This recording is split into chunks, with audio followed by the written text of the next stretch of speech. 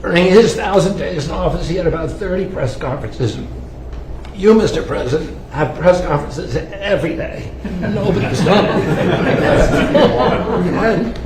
And here you've opened the inner sanctum of the presidency for the first time in history, and I think that's a beautiful thing. Because you also face, although you gave these guys a lot of compliments, the most hostile press corps that any president in United States history uniformly. So, anyway, I'm going to talk just briefly about a subject you alluded to, which is the MFN, and just so everybody has the background, you were ear to every president promised to fix that disparity between what we pay and what the other developed countries have paid.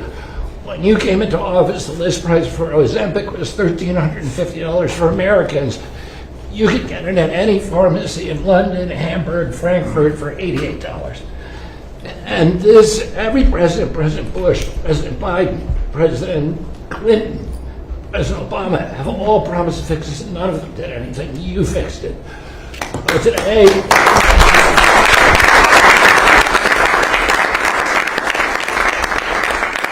the time you leave office, assuming that's in 2028,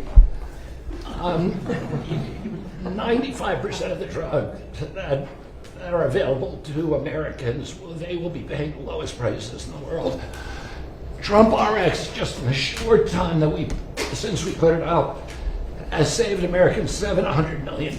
We now have 800 drugs on there. We have deals with Amazon and with GoodRx. We're adding more and more drugs every day. And I'll just give you one example.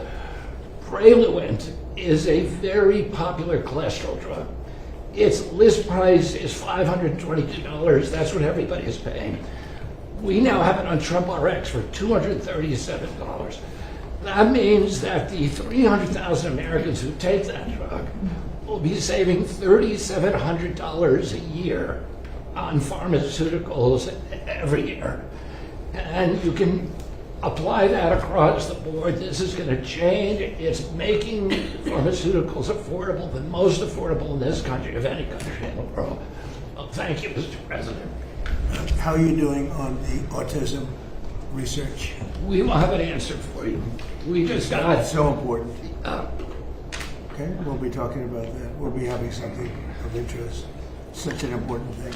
There's a picture of your uncle right there on the wall. I know. He's looking handsome guy. And that's quite a picture. Did you see it? Yeah. So maybe that gave you the idea to start out that way, but it's quite a picture. Any questions? Mr. President, We've seen these strikes between Iran and the United States for the past 10 days. How do you go about reviving the ceasefire and getting diplomacy back on track? Well, I think we just want to win. We just want to win. We're doing very well. We're trying to be nice as you can be in a situation like that. But they're being decimated. They have no Navy. They have no Air Force. They have no anti-aircraft. Doesn't mean they don't have any capability. They have some, but very little. We just want to win. We don't want to have them. It's very simple. They cannot have a nuclear weapon. Iran will not have a nuclear weapon, and they can't have a nuclear weapon. If they did, the Middle East would have been wiped out by now. If I didn't stop the JCPOA, the Obama deal, if I didn't terminate that, they would have had a nuclear weapon. I believe Israel would no longer be with us, and big parts of the Middle East, and perhaps other countries in different continents, frankly, because these people are crazy. So they cannot have a nuclear weapon, and they won't. Mr. President, What do you expect over the next 4 weeks, 8 weeks? We'll be hitting them. We'll be hitting them very hard. And at some point they're going to say, we just can't take it anymore. Mr. President, on the disarmament deal that you announced, do you have assurances from Israel that they are on board with this deal? And what comes first? Does Israel pull back and then Hamas disarms, or does Hamas need to disarm and then Israel leaves Gaza? So we do have an understanding with Israel. Israel is very happy about it. Israel helped us with it. And they've been very good. They've been very good about it. Most people said that would be a deal that would be undoable. Now, will it go through its ups and downs? It's a very complex situation over there. The people are very complex and difficult. Many cases wonderful, in many cases not so wonderful. But that will be it's a great breakthrough. Nobody's ever thought that would Nobody thought that would be possible, to disarm Hamas. That shows you how much success we're having with Iran. Because if you go 4 months ago, 5 months ago, a deal like that would have been impossible. So it's a big step for the Middle East, and people are really impressed by it, and they're surprised by it. And what comes first, Mr. President? What comes Did FIFA first? or Mr. Infantino speak to you about their proposal to sell a stake in the World Cup, and is that something you support, having just About happened? who? Did FIFA or Mr. Infantino speak to you about their proposal to sell a stake in the No, I World didn't Cup? spoke to him. Mr. President, you said this morning on Truth Social that victims of government abuse should be paid back. Yeah. Even if it's not the anti-weaponization fund, would you still want the acting attorney general? Well, I'm to find a talking new way about to the do that? weaponization against large numbers of people in our country by the Biden administration and by Obama, but by the Biden administration in particular in this case. But large numbers of people, their lives have been ruined, they've been destroyed, their families have been, decimated. They've gone to prison for no reason whatsoever.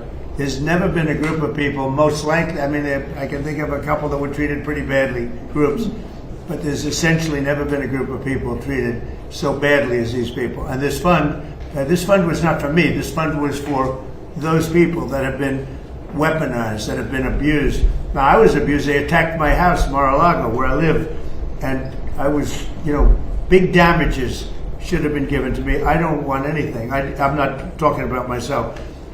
I think that there's a group of people in this country, history will show, that were treated like nobody else has ever been treated.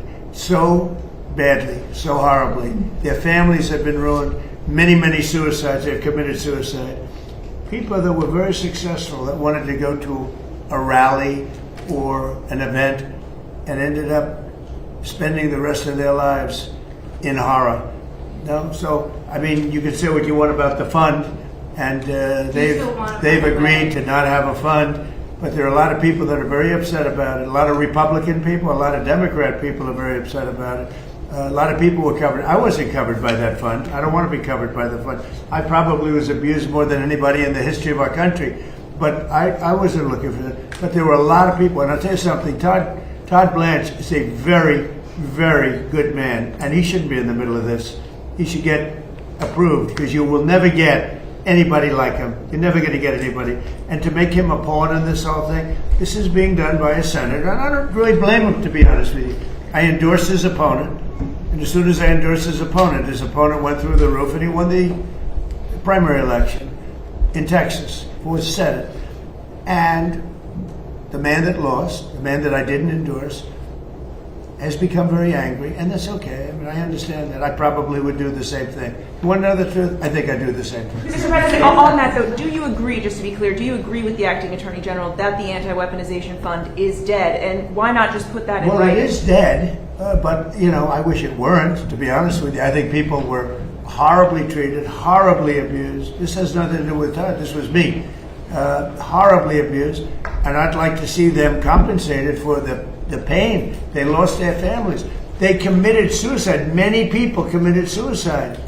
They went down for an innocent journey.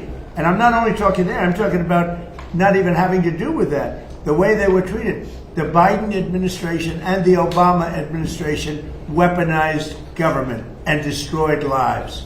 Do you But want should to we find put it a in new writing? Are you way? willing to accept limits on the scope of the audit immunity deal in order to get Attorney General Blanche confirmed? Well, no, he should be approved forthwith.